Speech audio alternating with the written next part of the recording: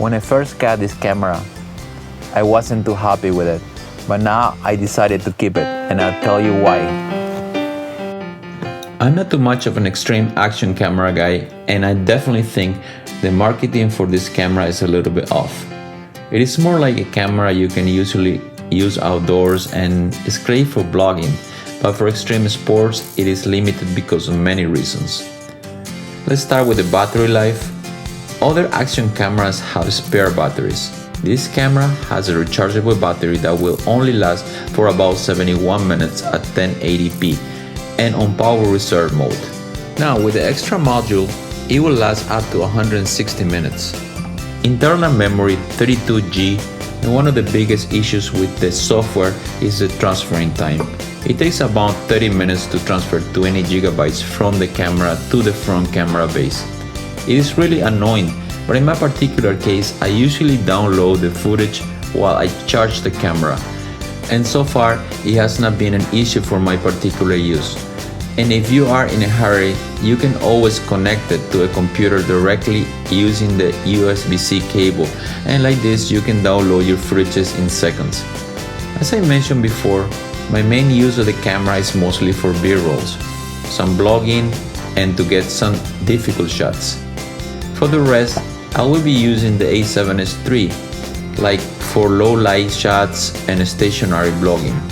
And you can probably see the difference in the quality between a $3,500 camera with the $2,000 lenses and the DJI Action 2.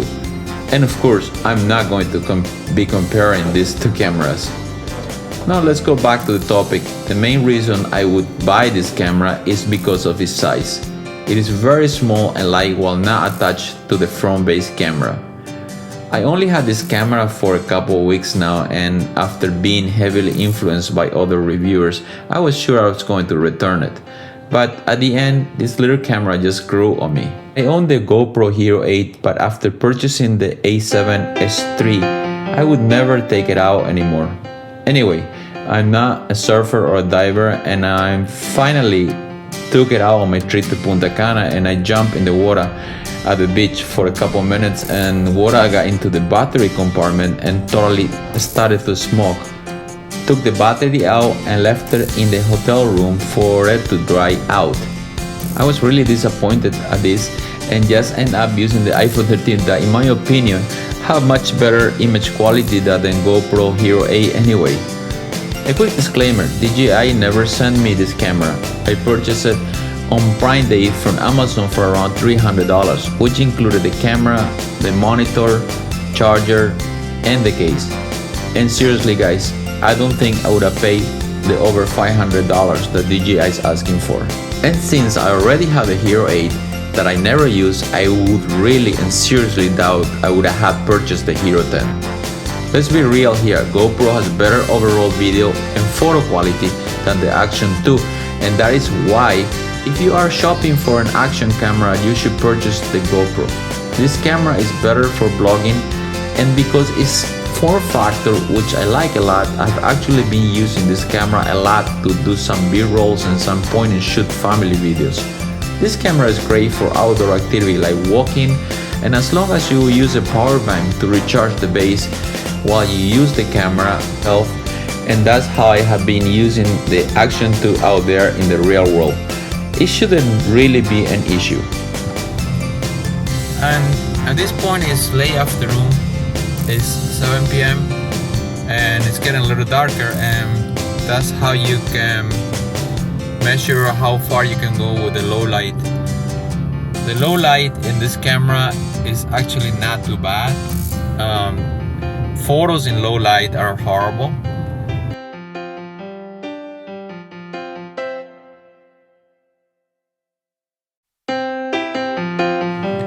Now let's talk about some settings, and this Action 2 is up to date to the latest DJI update, which brings several improvements, but no improvement in the overheating issue. But like I said before, it's not an issue for me since I don't use this camera for long shoots. Now let's go back to the settings. You can choose to prioritize if you want to record in the internal memory of the camera or directly to the SD card when the front camera module is attached. I save space in the internal memory by doing this and only use the internal memory while the camera is disattached from the module. I like the voice control on this camera. In my testing, it is being very responsive. It only has few commands: start recording, stop recording, take a photo, and shut down. You can set up the screen to be on full mode, but you will be cutting off what you are recording on the sides. For the video compression, I like it to be more efficient.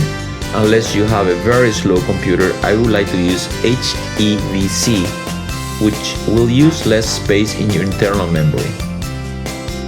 For the anti-flicker, I leave it on auto, and as you know, now here in the United States 60 Hz will work better and 50 Hz will work better in Europe. For the temperature threshold, I always leave it in high. This will allow for longer recording times. And to save more energy while recording, I set the screen off when recording to 30 seconds. To shut off the camera when I'm not using it, I'll set it up to 30 seconds as well. And that has been working for me great. I like to keep the LED off so I don't attract too much attention. For a stabilization, which is great in the camera and seriously matches the stabilization of the GoPro, I like to keep it in horizon balancing. And horizon balancing will be one that will crop the screen or image a lot more, but a little cropping is not too bad, especially when you're vlogging. And that way I don't have to worry about the image being tilted. The camera will hold it straight up to 45 degrees on 4K and 360 degrees on 2.7K. And I have a feeling in the future updates DJI will give us 360 degrees in 4K as well. And I would say that this advanced stabilizations is what is making me use all these action cameras a lot more than before. It's almost magical. Now, I didn't go deep into the settings, but I wanted you to have a good idea of what this camera can do. There's plenty of other videos on YouTube that will only talk about settings, but in this video in particular, I will not do that since it's going to make it too long, and I just wanted you to have a general idea of what this Action 2 is capable of. I hope I really help you to decide if this camera is for you, and if so, please like and subscribe. There is a lot more videos like this in my channel. I hope you have a great day. I leave you with some footage from the DJI Action 2.